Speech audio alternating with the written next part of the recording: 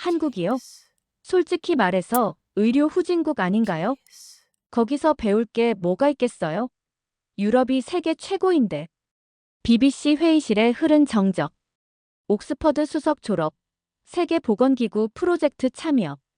영국이 자랑하는 최연소 의료 자문관인 27세 엘리자베스 그린의 입에서 나온 이 한마디는 참석자들을 경악시켰습니다.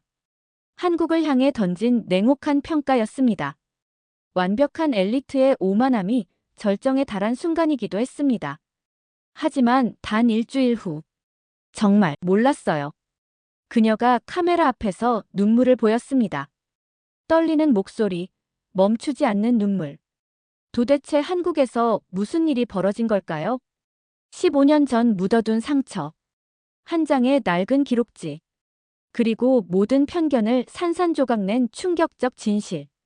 영국 의료계 전체를 뒤바꾼 전대미문의 반전이 시작됩니다. 그 전에 1초 만에 할 수 있는 여러분의 구독과 좋아요는 영상 제작에 큰 힘이 됩니다. 감사합니다. 안녕하세요. 저는 엘리자베스 그린입니다. 27세에 BBC 산하국제보건 자문관이 되었죠. 어린 나이에 이런 자리까지 올 수 있었던 건 실력 때문이었어요. 옥스퍼드를 수석으로 졸업했고 WHO 프로젝트도 여러 번 참여했거든요. 제 장점은 감정에 휘둘리지 않는다는 거였습니다. 오직 데이터로만 세상을 판단했죠. 그게 제 방식이었고 자부심이기도 했어요. 의료 시스템 분석에서만큼은 누구에게도 뒤지지 않는다고 생각했습니다. 그날도 평소와 다르지 않은 하루였어요. BBC 본부 회의실에서 새로운 프로젝트 브리핑이 있었거든요. 차세대 의료 다큐멘터리 파일럿 제작이라는 거대한 프로젝트였죠. 총괄을 맡게 된 저는 설렘으로 가득했습니다. 디렉터가 입을 열었어요. 이번 다큐의 주제국은 대한민국입니다. 순간 귀를 의심했어요. 한국이라고요? 회의실 분위기도 어색해졌죠. 다들 의아한 표정이었거든요. 디렉터가 계속 설명했습니다. 공공의료 시스템의 자동화, 국민건강보험 기반 의료 접근성, 감염병 대응 시스템의 세계적 모델화라는 키워드들이 나왔어요. 정말 한국에서 이런 게 가능하다는 건가요? 저는 참을 수 없어서 손을 들었습니다. 죄송하지만 한국이요? 솔직히 말하면 거긴 의료 선진국이라 보기 어려운 곳 아닌가요? 회의실이 조용해졌어요. 하지만 저는 멈출 수 없었습니다. 제가 알기론 헬스테크 분야에선 미국이 공공의료 시스템은 북유럽 국가들이 월등하다고 알고 있는데요. 사실 제 머릿속엔 한국에 대한 이미지가 거의 없었어요. 고작 드라마 속 병원 장면이나 몇몇 바이럴 뉴스 정도였죠. K-팝이나 드라마로 유명한 나라일 뿐이라고 생각했거든요. 저는 확신에 가득 찼습니다. 이건 분명 사실을 왜곡한 디지털 이미지 마케팅일 거예요. 실제로는 별거 없을 텐데 과장해서 홍보하는 거겠죠. 디렉터의 표정이 굳어졌어요. 현장 직접 확인이 필요합니다. 엘리자베스, 당신이 직접 가서 취재해 오세요. 명령이 떨어진 순간 저는 속으로 한숨을 쉬었습니다. 정치적 쇼를 위해 시간을 낭비하는 건 아닐까? 하지만 거부할 수는 없었죠. 지금 생각해보면 그때 제가 얼마나 오만했는지 부끄럽습니다. 유럽의 의료 시스템이 세계 최고라는 생각에 완전히 빠져 있었거든요. 한국이라는 나라에 대해 제대로 알아보지도 않으면서 단정 짓고 있었어요. 사실 제 안에는 한국에 대한 묘한 거부감이 자리 잡고 있었습니다. 합리적이지 못한 감정이었죠. 하지만 그걸 인정하고 싶지 않았어요. 저 자신을 데이터로만 판단하는 냉철한 분석가라고 여겼으니까요. 출발 전날 밤 저는 혼자 중얼거렸습니다. 한국 의료 시스템, 기껏해야 과장된 마케팅이겠지. 그때는 정말 몰랐어요. 제가 얼마나 큰 착각 속에 살고 있었는지를요. 머지않아 모든 확신이 산산조각 날 거라는 것도요. 한국이라는 나라가 제 인생을 완전히 바꿔놓을 거라는 것도 상상하지 못했습니다. 비행기 창밖을 보며 저는 과거 속으로 빠져들었습니다. 12살이었을 때 일이에요. 어머니와 단둘이 살던 런던 남쪽 작은 동네였죠. 그때는 정말 힘든 시기였어요. 이웃에 한국계 가정이 이사를 왔었습니다. 젊은 부부와 어린 아이 하나였죠. 언어도 서툴고 영국 생활에 적응하지 못하는 모습이었어요. 아이가 자주 아팠는데 병원 시스템을 잘 몰라 헤매고 있었거든요. 우리 어머니는 원래 남을 잘 도와주시는 분이었어요. 건강이 좋지 않으셨는데도 그 집 아이를 몇 달간 돌봐주셨죠. 병원에 데려가기도 하고 약을 먹이기도 하면서요. 당시 어머니는 면역력이 많이 약해진 상태였는데도 말이에요. 그런데 어느 날 갑자기 어머니가 쓰러지셨습니다. 병원으로 급히 옮겼지만 원인을 찾을 수 없었어요. 며칠 지나지 않아 어머니는 세상을 떠나셨죠. 정확한 사인은 끝내 밝혀지지 않았습니다. 의사들도 명확한 설명을 하지 못했어요. 하지만 가족들 사이에서는 여러 추측이 나돌았죠. 삼촌이 말했어요. 면역력이 약한 상태에서 익숙하지 않은 환경에 노출됐던 게 아닐까? 고모도 한마디 했습니다. 너무 무리하셨어. 자기 몸도 추스르지 못하는 상황에서 남의 아이까지 돌보시니까. 물론 직접적인 연관성은 없었어요. 하지만 12살 아이에게는 그런 게 중요하지 않았습니다. 어머니의 죽음과 한국이라는 단어가 제 머릿속에서 연결되기 시작했거든요.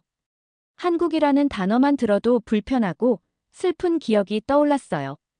성인이 되어 의료 시스템 분석가가 된 후에도 마찬가지였습니다. 아시아 의료 데이터를 분석할 때면 어쩐지 객관적이지 못했어요. 특히 한국 관련 자료를 볼 때는 더욱 그랬죠. 스스로에게 계속 말했습니다. 데이터로 보면 되는 걸 굳이 감정적 경험에 기대면 안 되지. 전문가답게 행동해야 해. 하지만 한국을 논할 때만큼은 마음이 편하지 않았어요. 무의식 중에 편견이 작용하고 있었던 거죠. 이런 개인적 트라우마가 제 분석 능력에 영향을 미치고 있다는 걸 인정하고 싶지 않았습니다. 창밖 구름을 보며 생각에 잠겼어요. 어머니의 죽음과 한국 사이에 정말 연관이 있을까? 아니면 그냥 제 머릿속에서 만들어낸 연결고리일까? 하지만 이미 형성된 인식을 바꾸기는 어려웠어요. 한국 의료 시스템에 대한 선입견도 마찬가지였죠. 아무리 좋다는 데이터를 봐도 믿어지지 않았거든요. 마음 한편으로는 진짜 제대로 된 시스템이 있을 리 없어. 기껏해야 겉만 번지르르하게 포장해 놓았겠지라고 생각했어요. 승무원이 착륙 준비를 알렸습니다. 저는 마음을 다잡았어요. 어떤 개인적 감정도 개입시키지 않겠다고 다짐했죠. 순수하게 의료 시스템만 평가하겠다고요. 하지만 지금 돌이켜보면 그 다짐 자체가 이미 편견에 물들어 있었어요. 한국에 대한 낮은 기대치로 가득 찬 상태로 그 땅을 밟았던 거죠. 제가 얼마나 잘못 생각하고 있었는지도 모르면서요. 인천공항에 발을 딛는 순간부터 예상과 달랐습니다. 입국장에서 자동 출입국 심사대가 제 얼굴을 스캔하더니 3초 만에 통과시켰어요. 별도 대기 없이 매끄럽게 진행됐죠. 인공지능 기반 입국 안내 시스템이 제 언어를 자동으로 감지하고 영어로 안내했습니다. 공항 내부 동선도 놀라웠어요. 사람들이 몰리지 않게 분산 유도하는 시스템이 작동하고 있었거든요. 대기 시간 없이 수화물도 찾을 수 있었고요. 하지만 저는 속으로 냉소했습니다. 역시 공항은 나라의 얼굴이니까 전시장처럼 꾸며둔 환영쇼일 뿐이야. 진짜 시스템은 안쪽 깊이 들어가야 보이겠지. 그때 저를 마중 나온 분이 나타났어요. 이한나라고 자기소개를 하더군요. 32세. 보건복지부 정책국 소속이라고 했습니다. 유창한 영어 실력에 국제보건학 석사 학위까지 있다고 하네요. 첫인상은 나쁘지 않았어요. 단정한 모습에 차분한 말투였죠. 하지만 저는 마음속으로 벌써 평가를 내리고 있었습니다. 전형적인 프레젠테이션형 관료겠지. 실제 업무 능력보다는 설명과 포장이 더 화려할 거야. 공항에서 서울로 향하는 차 안에서 한나가 일정을 설명했어요. 내일 국립의료원부터 시작해서 분당 서울대병원, 그리고 몇 개 거점 병원까지 둘러보실 예정입니다. 실제 운영되는 시스템들을 직접 보시게 될 거예요. 저는 건성으로 대답했습니다. 네, 기대됩니다. 사실 전혀 기대하지 않았어요. 그냥 의무적으로 보고 빨리 돌아가고 싶다는 생각뿐이었죠. 이미 머릿속으로는 보고서 결론을 내리고 있었거든요. 예상대로 과장된 홍보였다는 식으로요. 서울 시내를 지나면서 한나가 조심스럽게 물었어요.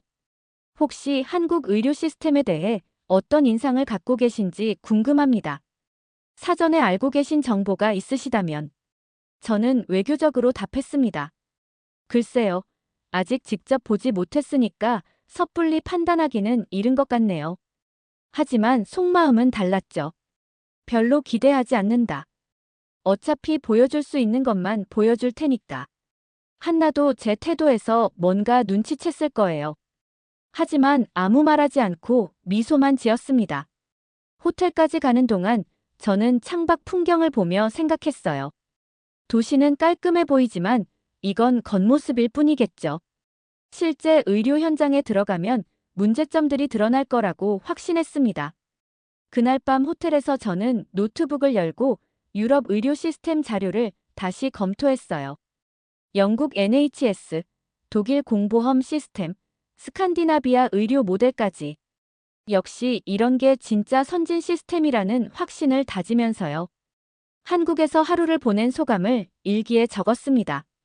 첫날. 예상대로 겉보기에는 그럴듯해 보인다. 하지만 진짜 테스트는 내일부터다. 실제 의료 현장에서 시스템의 한계가 드러날 것이다. 그때는 정말 몰랐어요. 다음 날부터 제 모든 확신이 하나씩 무너지기 시작할 거라는 걸요.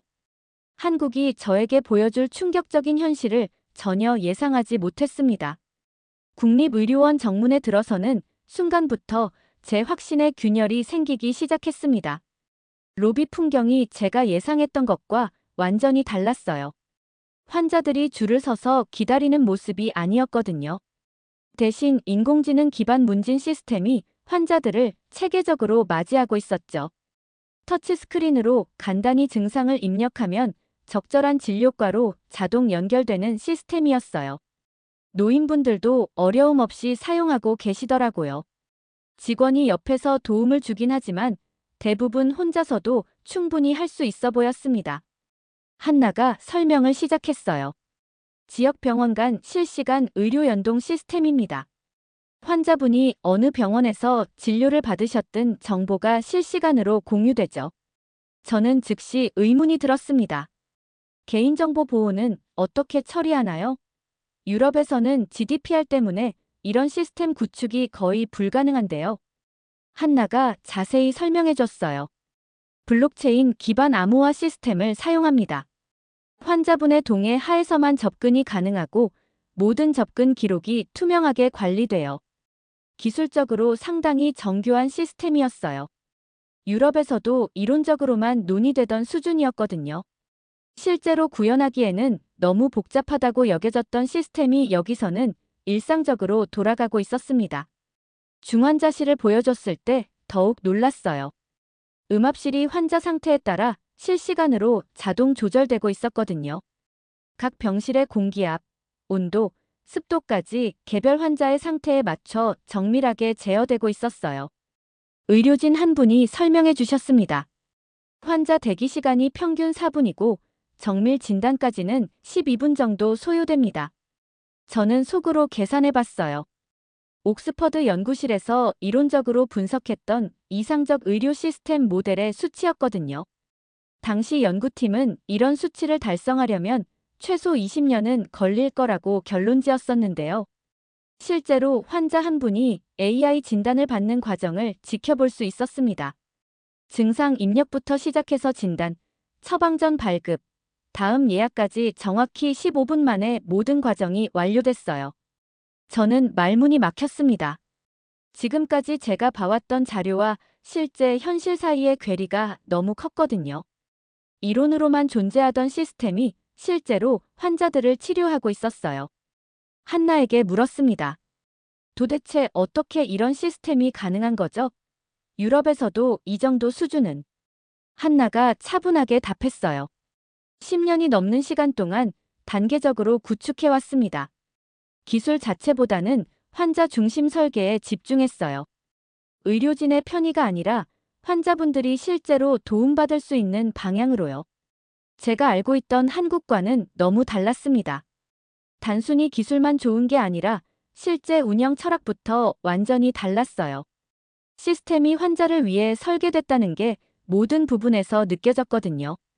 그날 오후 저는 심각한 혼란에 빠졌어요. 지금까지 제가 알던 게 틀렸다는 걸 인정해야 할까요? 아니면 이것도 특별히 보여주기 위해 준비된 시연일까요? 하지만 환자들의 자연스러운 모습과 의료진들의 익숙한 태도를 보면 일상적인 풍경 같았어요. 제 확신이 흔들리기 시작했습니다. 분당 서울대병원에서 스마트 병동을 둘러보고 있을 때였습니다. 갑자기 병원 전체에 응급 상황 알림이 울렸어요. 지방 병원에서 집단 감염자가 발생했다는 소식이 전해진 거였죠. 원인 불명의 급성호흡기 증상을 보이는 환자들이 동시에 여러 명 발생했다고 했습니다. 즉시 서울로 이송해야 할 상황이었어요. 다큐 촬영팀은 현장 동행 허가를 받았고 저희도 응급 대응 시스템을 직접 따라가 볼 수 있게 됐습니다. 저는 이런 위기 상황에서 한국 의료 시스템의 진짜 모습이 드러날 거라고 생각했어요. 한나가 즉시 상황실로 이동해서 지휘 체계에 합류했습니다. 저는 그 모습을 보고 깜짝 놀랐어요. 단순히 안내만 해주는 관료가 아니었거든요. 실제 현장 대응 능력을 갖춘 전문가였던 겁니다. 한나의 지시가 떨어지기 시작했어요. 1차 응급실 12개 병상 즉시 확보 2차 격리구역 음압 시스템 가동 시작. 환자 이송 경로는 3번 루트로 설정하세요. 그 순간부터 병원 전체가 하나의 유기체처럼 움직였습니다. 응급실 병상이 체계적으로 비워지고 필요 없는 장비들이 정리됐어요. 환자 이송 경로가 확보되고 의료진들이 각자 정해진 역할에 따라 움직였죠. 30분도 채 되지 않아 완벽한 대응 체계가 구축됐습니다. 환자들이 도착하는 순간부터 1차 진단, 격리 병실 배치, 정밀 검사까지 모든 단계가 매끄럽게 진행됐어요. 저는 한나에게 감탄을 표했습니다. 정말 놀랍네요. 20년 전 런던이 꿈꿨던 의료 네트워크 모델이 눈앞에서 실제로 작동되고 있어요. 한나가 잠깐 시간을 내서 답해줬어요. 한국은 면적이 작은 나라지만 그래서 오히려 위기 상황에 가장 강해지도록 시스템을 설계해왔어요. 모든 의료기관이 하나의 네트워크로 연결돼 있거든요. 그 순간 저는 깨달았습니다. 처음에 한나를 단지 말만 잘하는 프레젠테이션 전문가라고 생각했던 제 자신이 얼마나 부끄러운지요. 진짜 실력 있는 사람은 말이 아니라 시스템과 행동으로 보여주는 거였구나. 의료진들의 움직임을 보며 더욱 감탄했습니다. 각자가 자신의 역할을 정확히 알고 있었고 팀워크가 정말 완벽했어요. 혼란스러울 수 있는 상황에서도 차분하고 체계적으로 대응하고 있었거든요. 이건 단순히 시설이나 장비가 좋아서 가능한 게 아니었어요. 사람들의 훈련 수준, 시스템에 대한 이해도, 그리고 무엇보다 환자를 위한 마음가짐이 만들어낸 결과였죠. 위기 상황에서 발휘되는 시스템의 진짜 힘을 직접 목격한 거였습니다. 이론이나 데이터가 아닌 실제로 생명을 구하는 현장이었어요. 책상 위의 분석으로는 절대 알 수 없는 것들이었죠. 그날 저는 한국 의료 시스템에 대한 생각을 완전히 바꿨어요. 아니, 바꿀 수밖에 없었습니다. 제가 지금까지 갖고 있던 모든 편견과 선입견이 현실 앞에서 무너졌거든요. 위기 상황이 모두 마무리된 후 한나가 저를 병원 내 조용한 카페로 불렀습니다. 표정이 평소와 달리 진지했어요. 저희는 조용한 구석자리에 앉았죠. 한나가 조심스럽게 말을 꺼냈어요. 엘리자베스 자문관님, 혹시 개인적인 질문을 해도 될까요?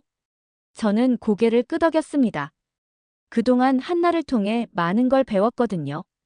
이제는 그냥 관료가 아니라 진짜 전문가로 인정하고 있었어요. 한나가 천천히 물었습니다. 혹시 15년 전쯤 런던 사우스햄 지역에 사신 적이 있으신가요? 저는 깜짝 놀랐어요. 그곳은 어릴 적 어머니와 함께 살던 동네였거든요. 어떻게 그 지역을 아시죠? 한나가 가방에서 종이 한 장을 조심스럽게 꺼냈습니다. 스캔된 의료 기록지였어요. 오래된 문서 같았죠. 한나가 설명했어요. 제 외사촌 누나가 런던에 있을 때 자료예요. 당시 자녀 건강 문제로 지역 자원봉사자분의 도움을 받았다고 기록돼 있더라고요. 기록지를 자세히 보는 순간 저는 숨이 멎는 것 같았습니다. 자원봉사자 이름란에 적힌 이름이 바로 제 어머니였거든요. 마가렛 그린이라고 선명하게 적혀 있었어요. 한나가 계속 말했습니다. 제 사촌은 지금도 그때 일을 기억해요. 어머님이 언어도 서툰 저희 가족을 정말 많이 도와주셨다고 해요. 익숙하지 않은 환경에서 아무 조건 없이 아이를 돌봐주셨다고요. 저는 아무 말도 할 수 없었습니다. 목이 메어서 소리가 나오지 않았어요. 눈시울이 뜨거워지기 시작했죠. 한나가 조심스럽게 덧붙였어요. 아마 엘리자베스님은 그 일 이후로 한국과 관련된 모든 것에 마음을 닫아버리셨던 거겠죠. 제가 맞게 추측한 건가요? 그제야 저는 오랜 세월 동안 품고 있던 불편한 감정의 정체를 알게 됐습니다. 어머니의 죽음과 한국 사이에 실제 연관성은 전혀 없었어요. 그저 12살 아이의 머릿속에서 만들어진 연결고리였던 거죠. 어머니는 정말 선량한 분이셨어요. 자신의 건강도 돌보지 못하는 상황에서 남의 아이를 도와주셨던 거였죠. 그런 어머니의 선행을 저는 한국에 대한 거부감으로 바꿔버렸던 겁니다. 한나가 마지막으로 말했어요. 어머님은 정말 좋은 분이셨어요. 제가 어렸을 때부터 그 이야기를 자주 들었거든요. 도움받은 걸 늘 감사하게 생각한다고 사촌이 말했어요. 그 순간 저는 더 이상 참을 수 없었습니다. 눈물이 쏟아져 내렸어요. 15년 동안 쌓아온 편견과 오해, 그리고 죄책감까지 모든 게 한꺼번에 무너져 내렸거든요. 어머니가 베푸신 사랑을 저는 미움으로 바꿔버렸어요. 한국이라는 나라와 한국 사람들에 대한 근거 없는 편견을 만들어냈죠. 정말 부끄럽고 죄송했습니다. 그때까지 제가 쌓아온 모든 벽이 완전히 무너지는 걸 느꼈습니다. 한국이라는 나라에 대한 인식뿐만 아니라 사람을 판단하는 제 방식 자체가 잘못됐다는 걸 깨달았어요. BBC 본부로 돌아온 저는 편집실에서 며칠을 보냈습니다. 한국에서 촬영한 영상들을 반복해서 보면서요. 응급환자 대응 시간, 자동화된 진료 동선, 병원 내 아동도서관, 요양시설과 응급실의 연계 시스템, 의료진들의 진심 어린 미소까지. 모든 장면이 이제는 완전히 새롭게 보였어요. 처음에는 이 모든 것들이 보여주기용 연출이라고 생각했었죠. 하지만 이제는 달랐습니다. 각각의 시스템 뒤에 숨어있는 철학과 가치관이 보였거든요. 환자를 위한 진정한 배려가 느껴졌어요. 편집하면서 자꾸 눈물이 났습니다. 제가 얼마나 편견에 사로잡혀 있었는지, 그리고 그 편견 때문에 얼마나 많은 것들을 놓쳤는지 깨달았거든요. 디렉터 회의가 열렸을 때 저는 떨렸습니다. 제가 처음에 했던 발언들을 모두 철회해야 했거든요. 무엇보다 제 잘못을 인정해야 했어요. 회의실에 들어가서 자리에 앉았을 때 심장이 빠르게 뛰었습니다. 디렉터와 동료들이 제 보고를 기다리고 있었어요. 저는 준비해온 대본을 내려놓고 솔직하게 말하기로 했습니다. 저는 한국을 완전히 오해했습니다. 목소리가 떨렸지만 계속해야 했어요. 그들이 이룬 의료 시스템은 보여주기식 전시가 아니었습니다. 누군가의 생명을 실질적으로 지키기 위해 10년이 넘는 시간 동안 치밀하게 설계되고 지속적으로 진화해온 결과물이었어요. 환자 중심의 진정한 의료 철학이 담겨 있었습니다. 회의실이 조용해졌습니다. 모든 사람들이 저를 바라보고 있었죠. 저는 더 깊은 고백을 해야 했어요.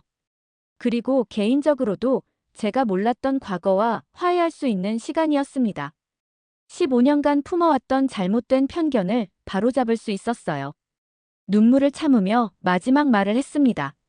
저는 이 프로젝트가 제 인생에서 가장 강력한 전환점이 될 거라고 확신합니다. 디렉터가 잠시 침묵한 후 말했어요. 그럼 이대로 다큐멘터리 제작을 진행하겠습니다. 당신이 직접 내레이션을 맡아주세요. 저는 즉시 수락했습니다. 제가 직접 편집에도 참여하고 싶다고 말했어요. 한국 의료 시스템의 진짜 모습을 제대로 보여주고 싶었거든요. 제가 경험한 충격과 감동을 시청자들도 느낄 수 있도록요. 편집 과정에서 계속 떠오르는 생각이 있었습니다. 선입견이 얼마나 무서운 것인지, 그리고 직접 경험하는 것이 얼마나 중요한지 깨달았어요. 데이터와 이론만으로는 절대 알 수 없는 것들이 있었거든요. 무엇보다 사람을 판단할 때 겸손해야 한다는 걸 배웠습니다. 제가 모르는 것이 훨씬 많다는 것도요. 한국이라는 나라가 저에게 가르쳐준 가장 소중한 교훈이었어요. 다큐멘터리는 생명의 시스템, 한국 의료의 맥박이라는 제목으로 BBC 프라임타임에 방영됐습니다. 방영 전부터 관심이 뜨거웠어요. BBC에서 아시아 의료 시스템을 이렇게 깊이 있게 다룬 적이 거의 없었거든요. 특히 제가 직접 내레이션을 맡아서 개인적 경험담까지 담았다는 소식이 화제가 됐죠. 방영 당일 저는 집에서 떨리는 마음으로 시청했습니다. 제가 처음 한국에 도착했을 때부터 마지막 인터뷰까지 모든 과정이 담겨 있었어요. 특히 제가 눈물을 흘리는 장면에서는 다시 봐도 가슴이 뭉클했습니다. 시청자 반응이 폭발적이었어요. 방영 직후부터 BBC 홈페이지와 소셜미디어에 댓글이 쏟아졌거든요. 대부분 놀라움을 표하는 내용이었죠. 한국 의료 시스템이 이 정도 수준이었다니 전혀 몰랐다. 정말 충격적이다. 영국도 한국에서 배워야 할 게 많겠다. 우리 NHS는 언제쯤 이런 수준이 될까? 엘리자베스의 솔직한 고백이 인상적이었다. 편견을 인정하고 바꾸는 모습이 용기 있어 보였다. 이런 반응들이 계속 올라왔어요. 시청률도 예상보다 훨씬 높았고요. 방영 이튿날 영국 보건부에서 연락이 왔습니다. 저를 긴급히 초청하고 싶다는 거였어요. 한국 보건 시스템 벤치마킹을 위한 자료 제공을 요청한다고 했죠. 보건부 회의에서 저는 한국에서 본 것들을 상세히 보고했습니다. 단순히 기술적 우수성뿐만 아니라 시스템 설계, 철학, 환자 중심 사고방식, 위기 대응 능력까지 모든 것을 설명했어요. 회의 참석자들의 반응도 놀라웠습니다. 처음에는 의구심을 보이던 분들도 구체적인 데이터와 사례를 듣고 나서는 진지하게 검토해보겠다고 했거든요. 한 관계자는 영국 국민건강서비스도 이런 방향으로 개선이 필요하다고 말하기도 했어요. 한편 일반 시청자들 사이에서는 한국 의료 관광에 대한 관심이 폭증했습니다. 관련 검색량이 방영 전보다 14배나 늘어났어요. 한국관광공사에서도 놀라워했다고 들었습니다. 가장 기뻤던 건 한나로부터 온 연락이었어요. 공동저서 제안을 해왔거든요. 함께 쓸 책의 제목은 의료 시스템의 공공성, 기술, 문화적 융합이었어요. 저는 즉시 수락했습니다. 책을 쓰면서 한나와 더 깊은 대화를 나눌 수 있었어요. 한국 의료 시스템이 어떤 과정을 거쳐 발전해왔는지, 앞으로 어떤 방향으로 나아갈 계획인지 자세히 알게 됐죠. 이제 저는 유럽 각국을 돌며 강연을 하고 있습니다. 주제는 항상 한국 의료 시스템의 우수성과 제가 배운 교훈들이에요. 독일, 프랑스, 스웨덴, 네덜란드까지 여러 나라에서 초청해주고 있어요. 강연장에서 만나는 의료 전문가들은 모두 한국에 대해 더 알고 싶어 했습니다. 특히 환자 중심 시스템 설계와 위기 대응 능력에 대해서는 구체적인 벤치마킹 방안을 묻는 분들이 많았어요. 강연 마지막에 저는 항상 같은 말로 마무리합니다. 진짜 선진국은 생명이 흔들릴 때 가장 먼저 움직이는 시스템을 가진 나라입니다. 그리고 한국은 바로 그런 나라였습니다. 청중들이 박수를 보낼 때마다 생각해요. 편견을 버리고 진실을 보는 것이 얼마나 중요한지, 그리고 겸손하게 배우려는 자세가 얼마나 소중한지 말이에요. 지금도 한나와 정기적으로 연락하며 한국 의료 시스템의 최신 발전상을 지켜보고 있습니다. 새로운 기술이 도입될 때마다, 새로운 정책이 시행될 때마다 소식을 전해줘요. 그리고 매일 밤 어머니 사진 앞에서 감사 인사를 드립니다. 어머니가 보여주신 따뜻한 마음과 선행이 결국 저를 진실로 이끌어줬으니까요. 편견의 벽을 허물고 새로운 세상을 볼 수 있게 해주셨거든요. 이제 저는 확신합니다. 한국은 정말로 전 세계가 배워야 할 나라라고요. 의료 시스템뿐만 아니라 사람을 대하는 마음가짐까지 포함해서 말이에요. 제 인생을 바꿔준 소중한 경험이었습니다.